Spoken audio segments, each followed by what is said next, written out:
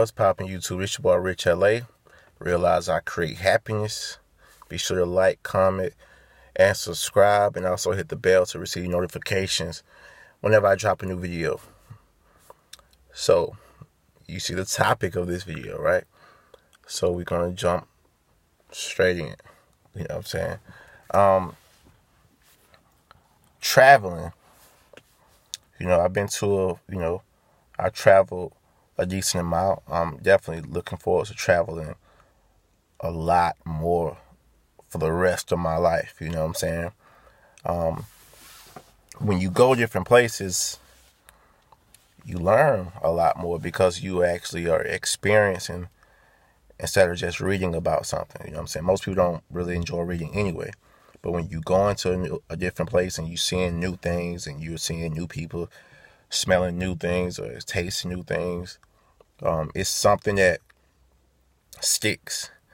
And you also understand everybody isn't like you. You know what I'm saying? Everybody wasn't raised like you. So you have more of an understanding for people being different. Traveling opened my mind, and it freed me from a lot of different things as far as understanding that everybody wasn't raised with the same religion. It's like when you grow up, you raise one religion, you can't understand what the rest of the world, it doesn't think like you. And then my love for people, it kind of made me think like, if I was them, I would have the exact same belief, and I wouldn't want to change the belief that my parents and my grandparents gave me either. You know what I'm saying? So it's like, you just get a lot of wisdom from traveling and seeing different things. You know what I'm saying? That's the reason you got Willow and Jaden Smith in their teens speaking about things that are totally going over most older people's head, because most people have 1 year of experience for their whole lifetime because their settings don't change. But these kids are going to different countries, having new experiences. Again, experience is the greatest teacher of man. That's not what this video about. But, as, again, referring to the topic, you know what I'm saying? When you travel, you go to different places, you realize poor in America isn't poor in other places. So when you really break it down, you really don't have the excuses. You know what I'm saying? In America, we have so many opportunities, even though we have the plight of, the black, we have that plight that we deal with, you know what I'm saying? And we deal with brainwashing, we deal with self-hatred, we deal with a lot of different things. But when it comes to just the poverty, we don't really live in poverty. We have less than others, and that's the big difference, is that which is comparative. But when you compare the conditions to a third world country, in other countries, there is no government assistance. You're not paying $25 for rent in another country. You don't even have those options. And even those places where they're paying $25 for rent, nowadays they're pretty nice. They're not mansions, but you don't put out mansion energy anyway. You get what I'm saying? So people aren't having computers and smartphones. They have no way to connect to the rest of the world because they don't have the money to pay the Wi-Fi. They're not getting food stamps. You know what I'm saying? And a lot of us get food stamps, and we're buying totally unhealthy foods in general. You know what I'm saying? So they don't have Jordans. I'm just saying they don't have Nikes. Like, to be honest and everything, growing up, having a black experience, you know what I'm saying, coming from the hood, when we would go to school, even though we had less, I'm not talking about me, I'm talking about as a collective from the area in which I come from, know what I'm saying? Even though we had less, if you were black, you had to be wearing this. If you wasn't wearing this or that, people were making fun of you. But we would see other people from other places of different complexions. They wouldn't be dealing with that type of stuff. They didn't care what. They didn't deal with the plight of being black and being. I'm talking about the plight that our experience amongst each other. They didn't put that. They didn't weigh each other the way we weigh each other. You know what I'm saying? They didn't judge each other by the things they had as much as we did. You know what I'm saying? So it was easier. You know what I'm saying? Some of them wore same type of clothes like over and over and over and over. And the thing is, you know, they would wear what they wear. It basically, what I'm trying to say is the standard was different. Even though they had more, it's like we was overcompensating for something. But that was, you know, it really weighed down on a lot of people. You know what I'm saying? Because people like, oh, so now I don't want to go to school today if I ain't wearing this, if I ain't doing that. So it creates this weird standard that nobody can truly meet, because it ain't like people just had savings. You know what I'm saying? The things that really matter. But when traveling as well, you realize the food tastes different. You know what I'm saying? You realize that in America, they add sugar to everything, so everything is sweeter, and sugar is more addictive than cocaine. So you realize why people can't break their eating habits is because they are truly addicted to the foods. Truly, they are addicted to the foods more than drugs. If you don't have what you want to eat, it's not about you being full. It's about you having those cravings for sugars and everything else, right? Because you could easily replace those foods with a more natural food, but you don't like the taste. You really don't like the high that you're getting from it. You're not getting that fix from it. So when you travel, you realize people everywhere is healthiest. It's healthier than we are. You know, we live in this place of abundance, but we're dealing with the most obesity and everything else. America is probably one of the only places in the world where you're going to see poor, overweight people. You get what I'm saying? It's probably the only place in the world where you are going to see poor, overweight people. Let that settle in.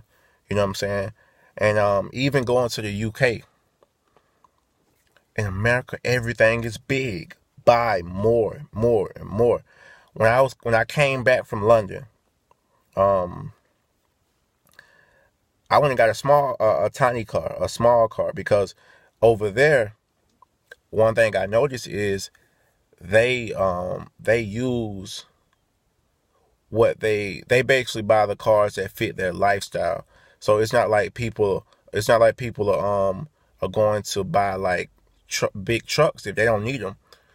You get what I'm saying? So it's like if you go to the city or whatever, you'll see people who don't cut grass, won't put a log on the back of their truck. They don't do anything to fit their lifestyle, but they got a big truck. And to each his own. You can buy whatever you want to. I'm just telling y'all what is obvious. But they not trying to buy. It's not going to be one person with no kids buying a 4-door car. You know what I'm saying? They're going to buy a smaller car where they can just get to and from wherever they are, wherever they need to go, whatever. Even their living conditions. If it's one of them, they're probably going to be in a studio apartment or a 1-bedroom. They're not saying I'm going to get this 2-bedroom. So just in case such and such comes over, it's like, no, they're going to live according to their lifestyle. In America, marketing it's just about buying, and bigger, because bigger is more expensive. And we don't understand that. And so we just give in to all of society's normal, what we consider normal. You know what I'm saying? And it just makes me think about the quote by, J. Krishnamurti. I think I'm pronouncing the name right. And I gotta look up this quote because it's so fitting for America. Let me get to this real quick.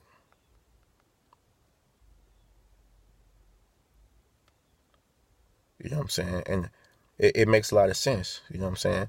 And basically, the quote says,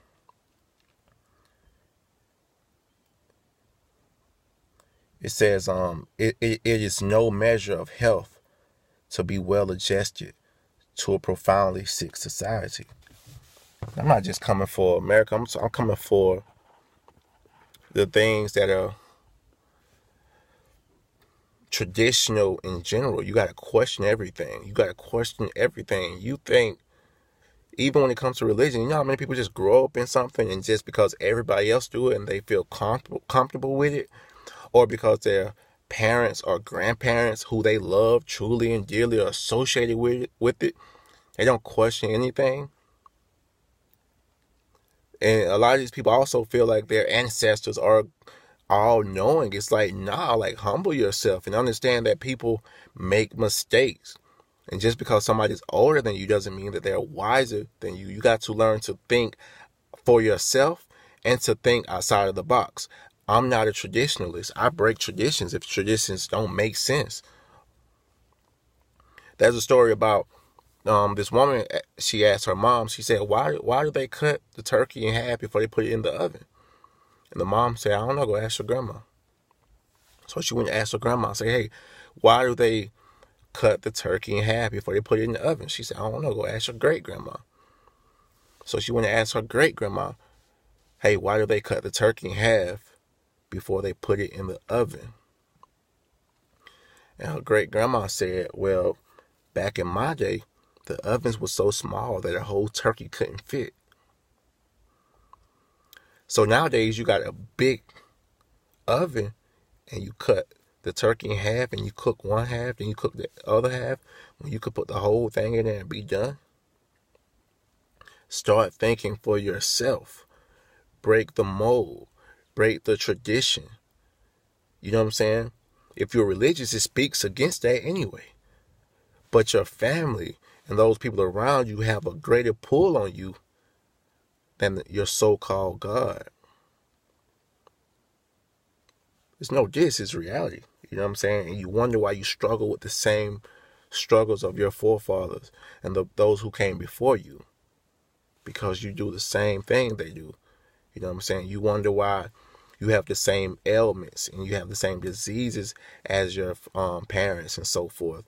With diabetes and different things. They tell you when you go to the doctor, say, hey, write down, answer this questionnaire or whatever. And the sun is changing, the clouds. Fill out this questionnaire because if your parents have this, it's more likely that you have a chance of getting this. When the only reason that you have a chance of getting this is because you eat the same thing and you have the same practices.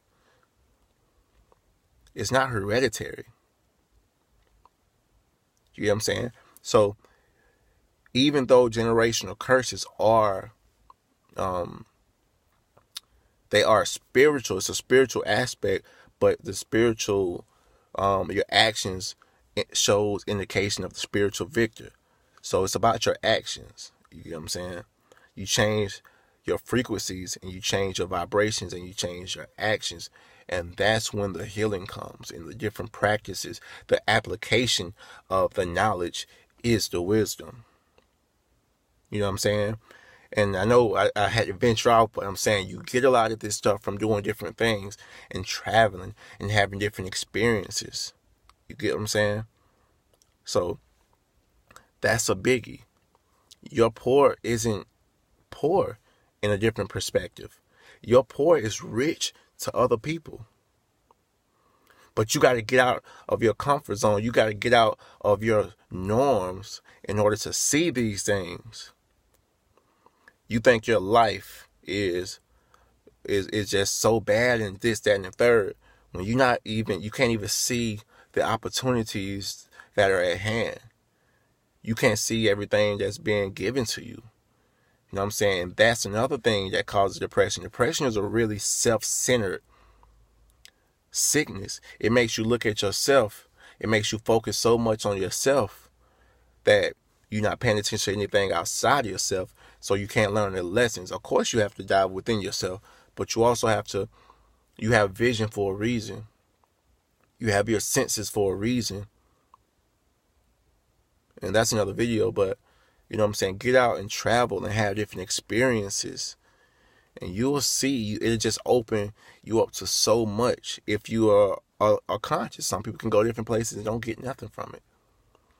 But this message isn't for them, and they're probably not even on my channel anyway. You know what I'm saying? So this message is for those who has the ear to hear. You know what I'm saying? It's like, it's a frequency thing. When you blow your dog whistle, you don't hear it, but all the dogs are going crazy. So there's obviously a sound, right?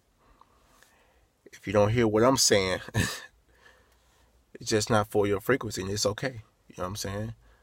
But for those with understanding and those who understand, you get me. You know what I'm saying? And this message is for y'all. So peace and love, you know what I'm saying? Realize that I, as in you, create happiness. You know what I'm saying? Peace out.